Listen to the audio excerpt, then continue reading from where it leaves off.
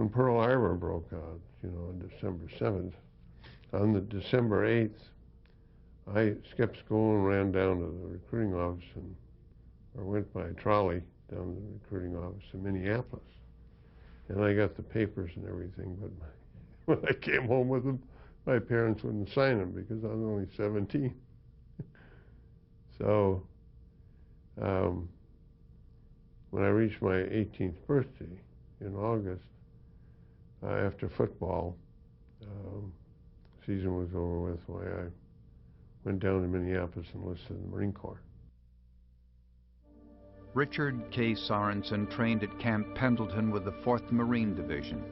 In January 1944, the unit shipped out to combat in the Marshall Islands. The 19-year-old private was assigned to a machine gun crew, none of whom had ever experienced combat. On the morning of February 1st, the unit landed on the tiny island of Namur, which was defended by a force of 4,000 Japanese soldiers. We hit the beach at 12 noon exactly. Quite heavy fire. The Japanese were great at hiding, and they would crawl under debris and so forth, and then when we passed through, they'd come up behind us and start shooting at the reserve. We just kept moving ahead as fast as we could to keep the enemy unsettled. We fought our way about 3/4 of the way across the island. About an hour after, or 2 hours after we hit the beach, on our right flank, the 1st Battalion come across a large blockhouse. And so they set satchel charges against it, blow a hole in it, and then they threw another satchel charge inside. A lot of Japanese ran out the other end. They didn't know it at the time, but it was loaded with torpedo warheads and aerial bombs.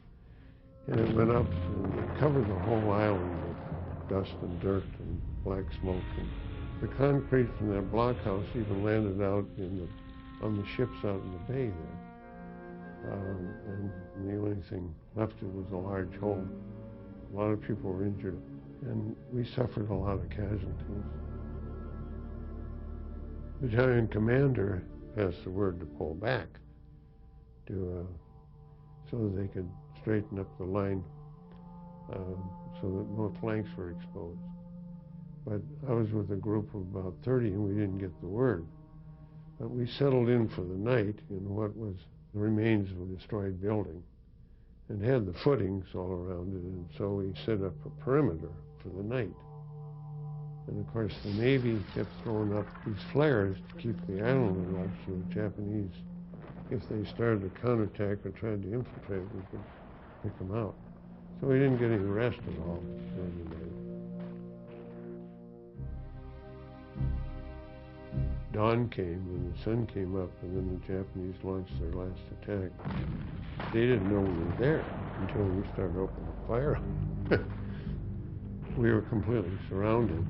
We felt like General Custer and his group. We fought for about an hour, and our troops did not know we were up there, and so they were throwing in mortar shells and grenades, a lot of fire. We only had one light machine gun left. Our heavy had been knocked out. Our gunner and assistant gunner killed. And then somebody yelled grenade, and I looked down, saw it, so I fell out.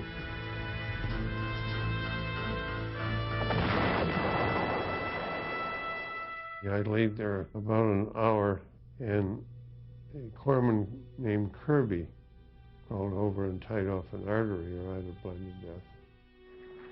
It took about an hour and a half, I guess, before our people were able to push through and relieve us. By that time, there was 18 wounded in our group. Somebody had to do it, and it just happened to be me. Months later, while convalescing at Seattle Naval Hospital, Richard Sorenson learned that his actions had earned him the Medal of Honor.